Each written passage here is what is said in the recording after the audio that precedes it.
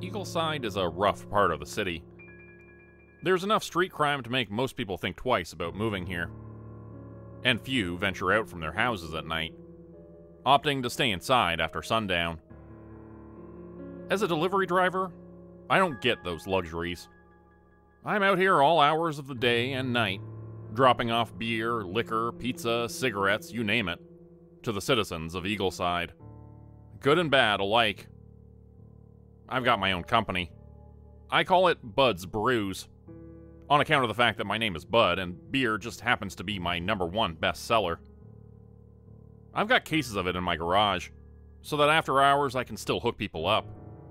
You can call me at 4:30 a.m., and I'll come by and keep your party going. It might not be your favorite brand, and I'll charge you double for the privilege. But most people don't give a damn by that point. Some people will pay anything to keep the party going, even if it's just a one-man show and there ain't no music playing. Saturday night had come and gone, but I was still out on the streets as usual, rocking the tunes in my Trans Am and lugging 6 cases in the back seat. I could fit a hell of a lot more in there if I bought a minivan or even a sedan for that matter. But what do I look like to you? A soccer mom? Ain't no way in hell you'll see me driving a Dodge Caravan or Camry. I'll blaze around in town in muscle cars until the day I die. And fuck the price of gas while you're at it. Where was I? Oh yeah. So it was the early hours of Sunday morning by that point, when I got called to deliver a case to some sorry sack on the north end of Eagleside. Ed Drunkelzan.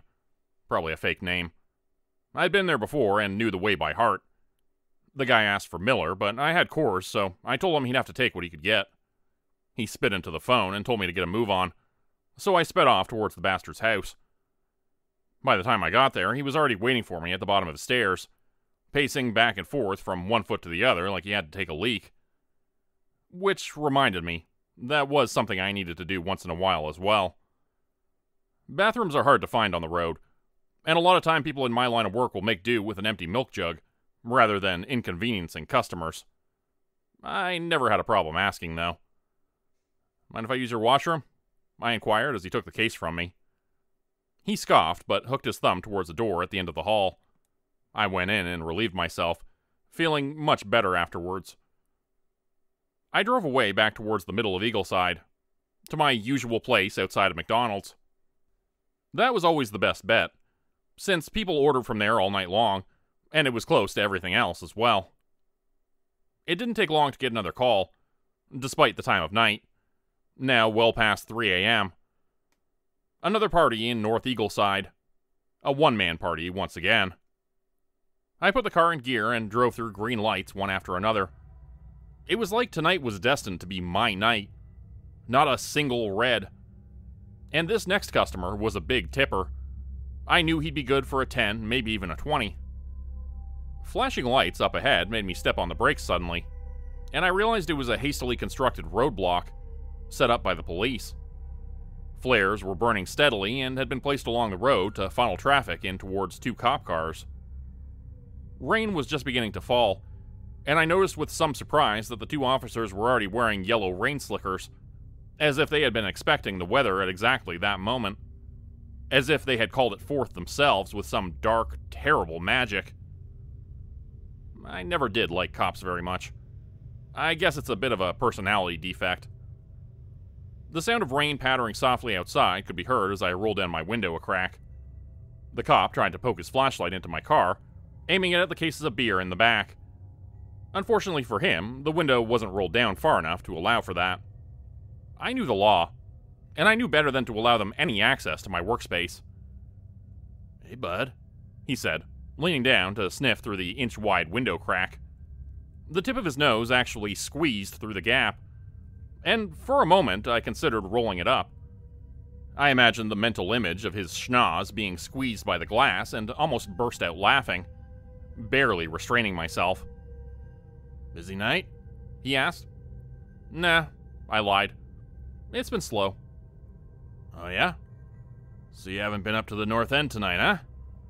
I shook my head. "'Cause the reason we're out here is there's been a murder. Man had a fresh case of beer, too. And he didn't look like the type to have a fresh case this time of night." Only a single bottle was open, too. This really shook me to my core. My last customer? Was that who they were talking about? Was this for real? You guys are messing with me. What is this, some sobriety check here or something? This is real, he said, looking serious. You can go on your way now. It's a free country. But be careful. There's a killer roaming Eagleside right now. And I think you might have just missed him. Next time, you might not be so lucky. His partner leaned down on the other side to look at me through the glass of the passenger window, as if taking me in. Move along now, he said. I began to drive, my hands trembling with fear, unsure if the two cops were messing with me. For years, I had skirted the laws around town. Secondhand sale of liquor without a license isn't exactly legal, after all. Not to mention I don't usually ID people or bother with any of that other nonsense. My next stop was at the rich guy's house. At least, rich by Eagleside standards. He tipped me a $10 bill for my trouble, and I left with a grin on my face. It wasn't 2 minutes later before I got another call. This one from a less generous tipper. At least he lived nearby, though. And I had exactly what he wanted. I was over there in 10 minutes and made another $5 bill for the delivery. The son of a bitch didn't tip a red dime. But that was to be expected. So I asked to use his washroom and pissed all over his floor, leaving the seat up for his wife to fall in the next morning. By the time I got back to the McDonald's, it was 4:30 a.m., and I was just about ready to call it a night. Not many customers bothered to keep drinking after that point, and I wasn't about to pull a double and start working an intermittent breakfast shift. Those were always hit or miss. Red lights lit up behind me, and I saw it was the police. The same two cops as before came knocking on my window, looking at me with worried faces. Yeah? I asked, feeling my eyelids drooping. Are you alright? The cop asked, sounding nervous. Yeah? Why? I said. It turned out there had been another killing. Just after I left my previous customer, according to the cops. Given the circumstances, they needed to take me in for questioning. I agreed, since I had no choice, and went along willingly. I couldn't believe my ears. If not for my luck, I would have lost my life. My legs felt numb as I walked out of the interrogation room. Be careful, the police detective said, waving goodbye. There's still a killer out there. Stay safe, okay? I told him I would. And then, just as I stepped outside, I got another call. Mary Alderman, from the west end of Eagleside. She wanted an Egg McMuffin and a coffee. And she was a terrible tipper. I remembered that much. I told her I'd be happy to, and I picked up her order. Tipping the vial of black poison into her coffee, I thought again about how much better my life was going to get once all the terrible customers were gone and only the good ones were left. It would take a while, that was true, but it would be worth it. And until then, well, I just have to work twice as hard. The story you just heard was written by me, and a variation of it previously featured on the Dr. No Sleep podcast and YouTube channel. If you'd like to check out their channel for more content, please check out the description below. Hey guys, story number 2 is a fun one today. If you're enjoying today's video, I hope you'll subscribe, leave a quick comment below. I was just looking the other day and saw that almost half the people who watch the channel aren't subscribed, so please, if you enjoy my videos, I hope you'll take a quick second just to hit that subscribe button. Okay, now on to our second story. The old house smelled musty and damp, like a flood-prone basement left sealed for a decade. But at least it was cheap. The only one in town I could afford. Opening the kitchen window to air the place out, I surveyed the quaint little neighborhood I just joined. The street was quiet and well kept, the driveways completely cleared of snow, and each one immaculate in its own way. I'd brought the last box from the moving truck into the house only a few minutes ago when the doorbell rang. Opening it wide, I saw the smiling faces of a man and a woman, both older with white hair, perhaps in their late 70s. They were bundled up for the cold weather, their cheeks and noses rosy red. "Welcome to the neighborhood," the woman said. "I'm Jan, and this is my husband Ted. We saw you moving in and thought we'd bring a little housewarming gift. It's not much, just a tuna casserole." "Jan makes the best tuna casserole," Ted piped in. "Settle down, Ted. So, what's your name, young man?" "Jordan. Thanks for the casserole. I don't think I've ever had one before." "Jan makes the best tuna casserole," Ted repeated, as if he didn't remember saying this 5 seconds ago. This time, Jan didn't say anything, just rolled her eyes and looked back at me. "Are you getting settled in okay? If you need anything, we're just next door." "I'm doing great, actually. This neighborhood looks really nice. I grew up in a quiet place just like this, in a small town. Definitely not going to miss the big city, that's for sure." Jan smiled warmly, and Ted kept the same vacant, contented look on his face, staring at some indeterminate point far off in the distance behind me. "Well, we're happy to have you. Okay, we won't keep you any longer. It was nice to meet you, Jordan." They turned around to leave, and then Jan stopped a second later. She urged Ted to go ahead while she waited for him to get out of earshot. "Oh, there's just one more thing," she said, turning around. Her face was unreadable as she said this next. "If a man comes to your door asking to shovel your driveway, let him. Just say yes. You'll really regret it if you don't." Her eyes seemed to indicate this was some great secret, some unfathomable truth, and I realized her and her husband were a few crayons short of a full box. I also wondered if somebody needed to call the Better Business Bureau about some shady snow shovelers. Had these people been threatened? Was I being threatened? Were Jan and Ted part of the Canadian Mafia? Before I could ask any of these questions, she smiled a broad, toothy grin, completely inappropriate for the situation, and turned away, joining her husband on the sidewalk.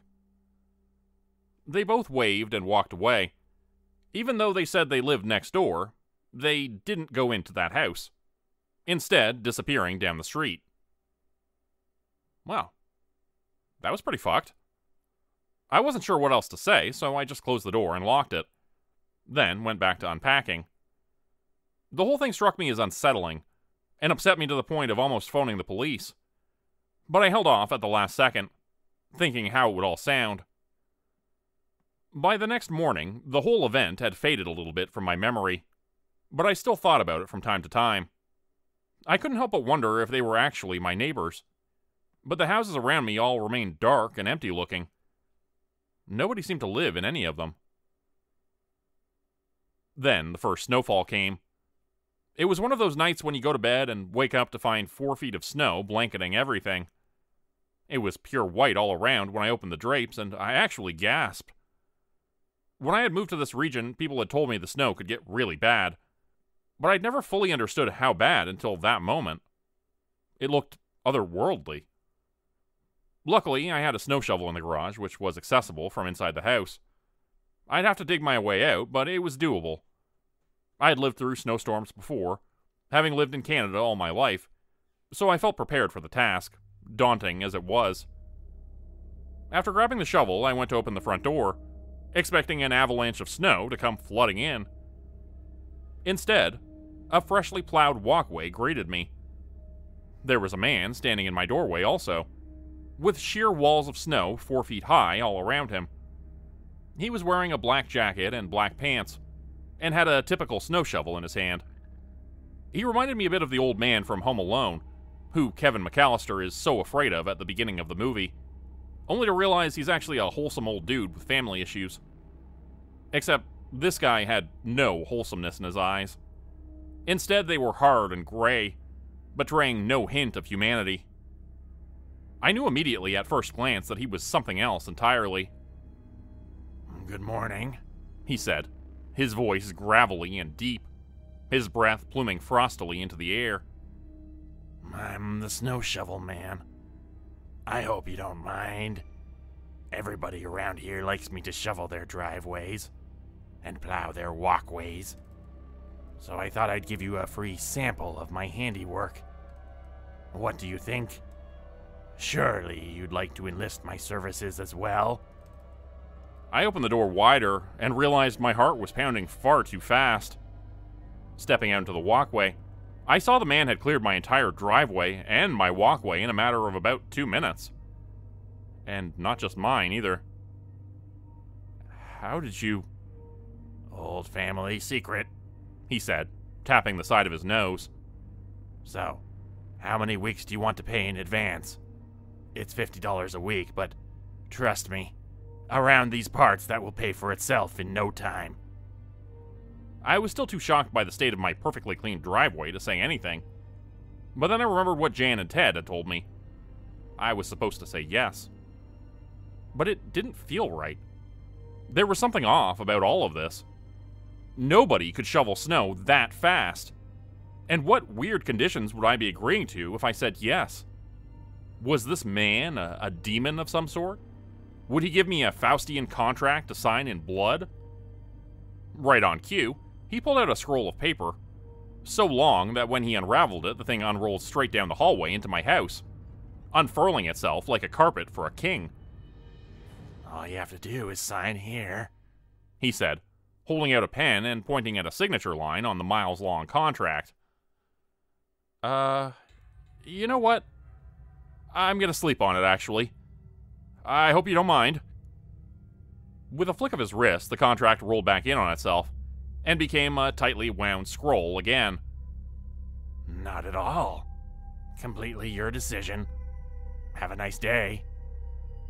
The man grinned malevolently, and turned on his heel, walking back down the path to the sidewalk.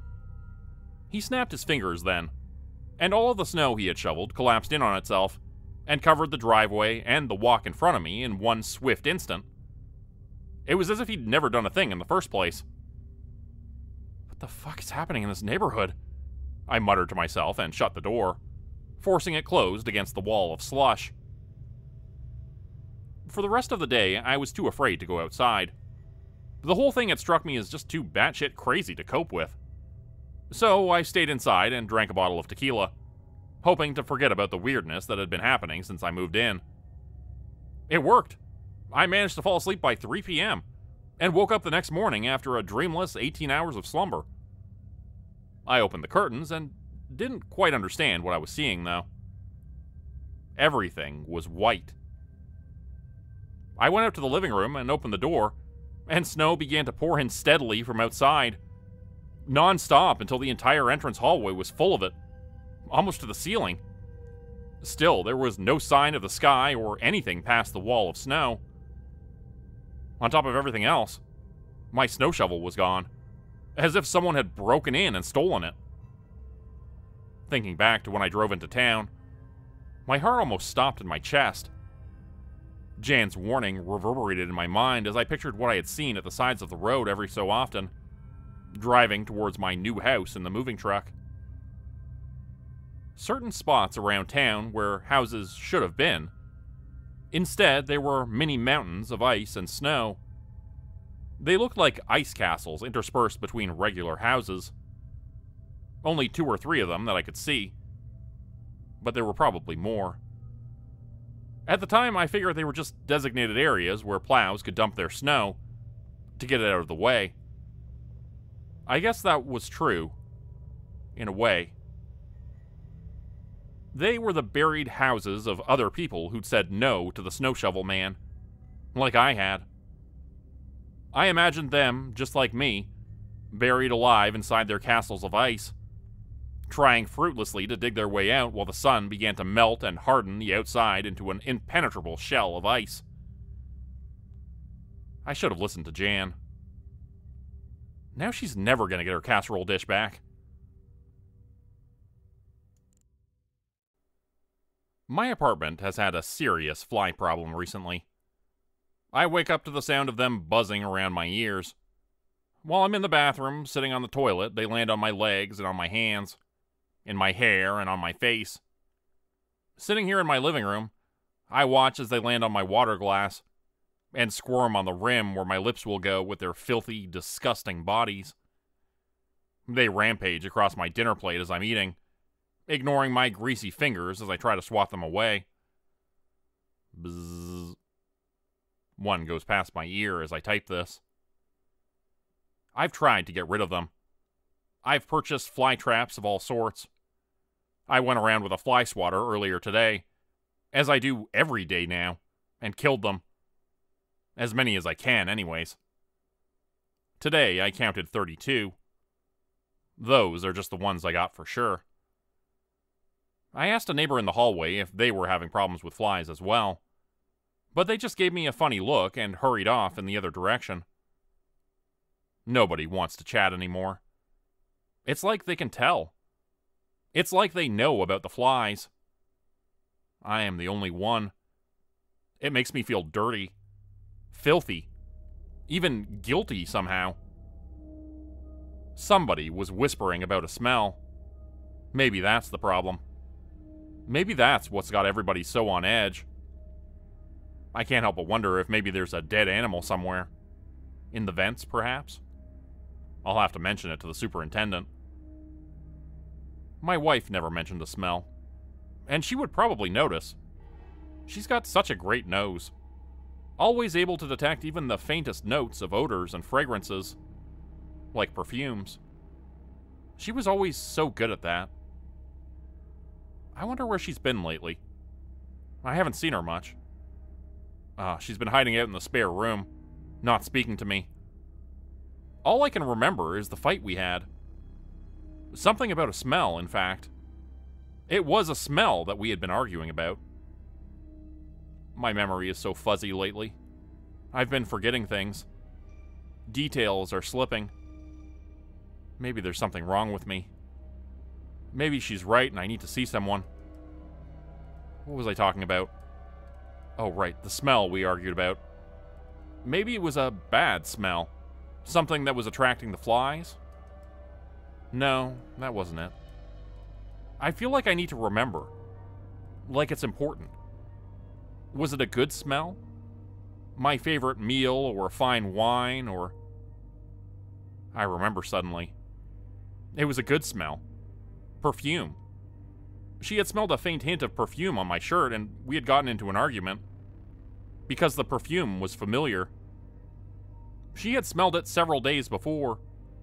And the week before that as well. And knew by now it belonged to the other woman I'd been seeing. Denise. The flies are buzzing around my head again as I sit typing this in the living room.